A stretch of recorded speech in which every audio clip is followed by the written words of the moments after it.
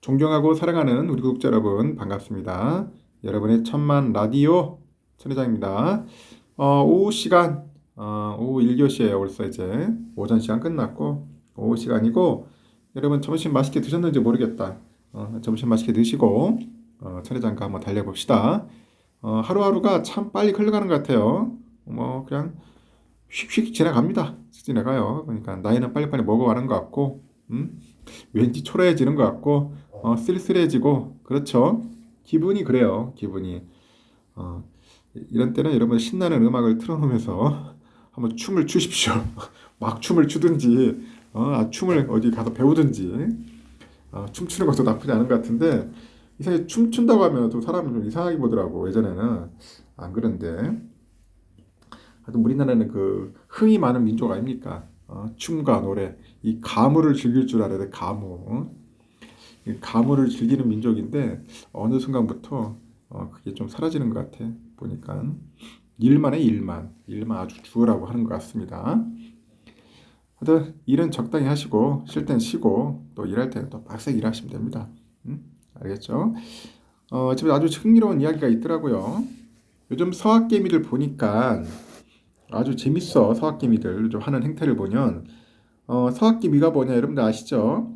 그 해외 주식에 투자하는 국내 개인 투자자를 이제 서학개미라고 하는데 이 서학개미들이 이 3배 레버리지를 일으키는 ETF에 돈을 몰아넣는 것 같아.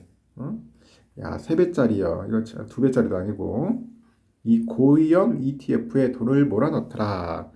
이 종목 분산 상품 ETF 투자를 통해 가지고 안전성을 추구하겠다는 건데 안전성 추구하겠다는 건데 이 레버리지의 상품의 경우 지수 변동폭 대비 큰 폭의 손실을 거둘 수가 있어요. 그래서 주의가 요구된다는 겁니다. 큰 폭의 손실을 거둘 수 있어 주의가 요구되더라. 한국예탁결제원 보니까 증권정보 포털 세이브로 이 세이브로에 따르면은 지난 19일부터 25일까지 일주일간 국내 투자자들이 가장 많이 사들인 종목이 뭐냐? 보니까 그 3배짜리 ETF였어요. 이 3배짜리인데 이게 뭐냐? 이게 디렉션 데일리 20년 이상 국고채 3배짜리예요. 재밌습니다. TMF라고 합니다. TMF. 티커가 TMF인데 저도 잘 모르는 거였어요. 이거 보니까 뭐 내가 3배짜리 할 일이 별로 없으니까 개인들이 이 미 국채를 3배로 추정하는 상품을 1293억이나 샀네. 참 우리 개미들 대단해 보면 이거 잘 사. 응? 1293억 9751만 달러 이렇게 순매수를 했더라. 미국의 중앙은행이 이제 사실상 이제 기준금리 인상을 마무리하는 것 같아요. 마무리하고 이제 국고채 시장으로 이제 시선이 옮겨갔다. 국고채 시장으로 시선이 옮겨가더라. 그래서 현지 외신들에 따르니까 FED가 내달 14일 열리는 그 FOMC에서 금리를 동결할 가능성이 높다. 그렇게 얘기를 하는 것 같습니다. 월가 전문가들도 그렇게 내다보고 있어요. 보니까 동결하지 않겠어요, 여러분? 뭐 다시 또 금리 인상 하겠나? 금리 인상했다가 또 큰일 납니다. 내가 볼 때는 동결하지 않겠나 봅니다. 현지 시간 기준으로 했을 때 24일 FED가 공개한 5월 그 FOMC 정례 회의 의사록을 보세요. 그 여러 참석자들은 그 추가 금리 인상은 불필요하다. 불필요하다는 그런 의견을 냈습니다. 불필요해! 불필요했어요. 미국이 사실상 금리 동결에 무게를 싣고 있다는 그 대목이에요. 무게를 싣고 있더라. 이렇게 금리의 추가 인상 가능성도 배제하기는 어려운 상황인데 의사록에서는 물가 목표 지표죠. 2%로 되돌아가는 속도가 받아들이기는 힘들 정도로 느릴 수 있는 만큼 이런 경우 추가적인 그런 긴축이 필요하다는 그런 반대 의견이 포착이 된 거죠. 이런 가운데 개미들은 일단 그 FED의 통화정책 그 선에 배팅하는 것 같아요. 배팅하고 있고 순매수 1위에 오른 3배짜리 국고채 ETF에서 그 동향을 파악할 수가 있어요. 파악할 수 있고 채권금리는 그 가격과 반대 방향으로 움직여요. 반대 방향으로 움직여서 국채 금리가 내릴 경우 국채 가격은 오르기 때문에 ETF 수익률도 덩달아서 강세를 그럼 보이는 시기다. 그렇게 보시면 되고요.